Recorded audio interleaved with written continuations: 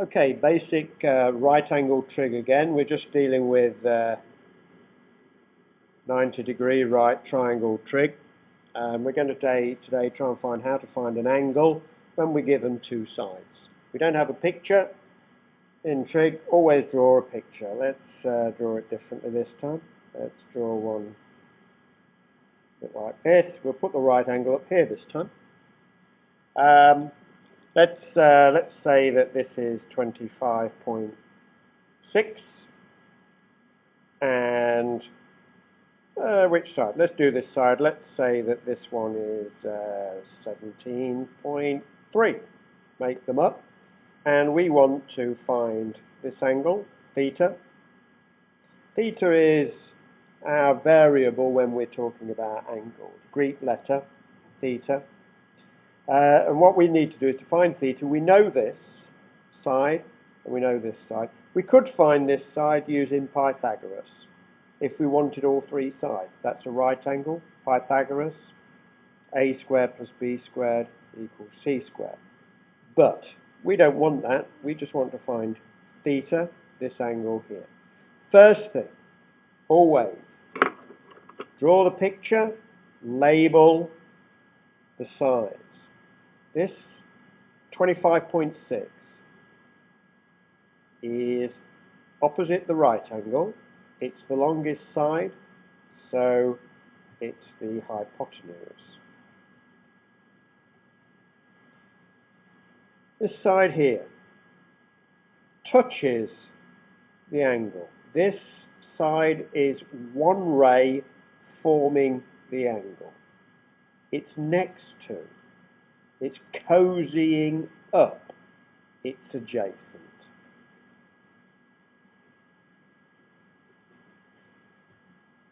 And just for the record, this one here,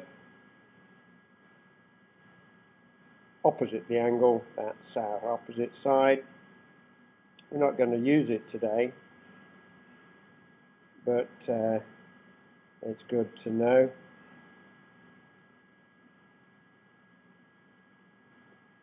And this is our adjacent here.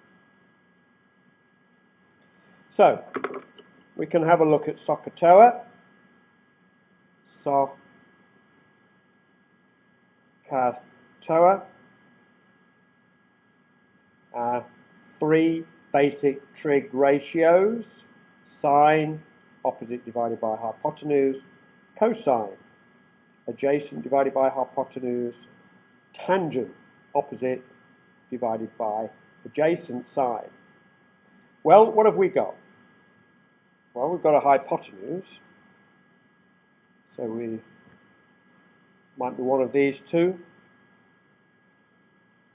We've got an adjacent, and we've got an adjacent here, but we're getting most of our check marks here. This looks to be the trig ratio we want. So cosine theta is going to be adjacent divided by hypotenuse.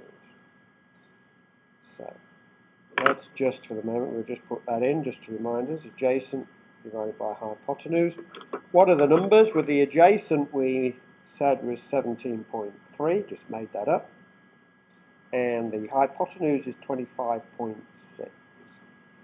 This is going to be called our trig ratio.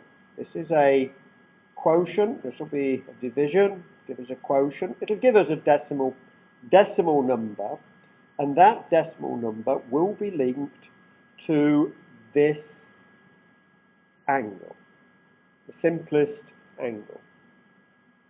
This trig ratio will be linked to lots and lots of angles, but this will be the simplest one, and then it gets a little bit complicated about how we find the others, but we'll skip that for the moment. Now we want to find theta, and the calculator, get our calculator, knows the angles and it knows the trig ratios. If we know the angle, it will give us the trig ratio.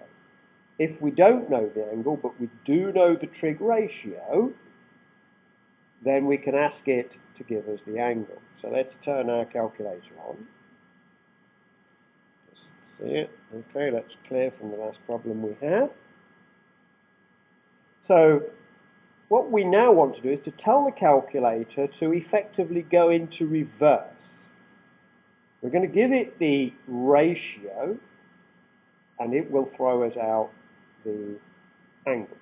And we call this like the inverse. So we're going to put in this. This is the inverse cosine. And we're going to put in what our ratio is. We don't need to work this out separately and remember it. We can just put this into our calculator. So this -1 exponent here has nothing to do with exponents. It's just notation, how we write stuff. This means inverse of cosine. This means we're going to tell the calculator the ratio, and the calculator is going to spit out the angle. Now, to get this inverse cosine, here's the cosine button, and you probably have difficulty seeing it, but just above there it says inverse cosine. Looks like that, cosine with a little -1 just above there. To get that, hit second, hit cosine. Now we've got, see, the cosine -1 here, inverse cosine. Just punch in the ratio, 17.3, divided by 25.6. Put in the parentheses at the end. There we go. 47.48 and lots of decimals. We will round it to 1 decimal place. So theta equals inverse of this. This is 47 point, let's round it to 1 decimal place, 5 degrees.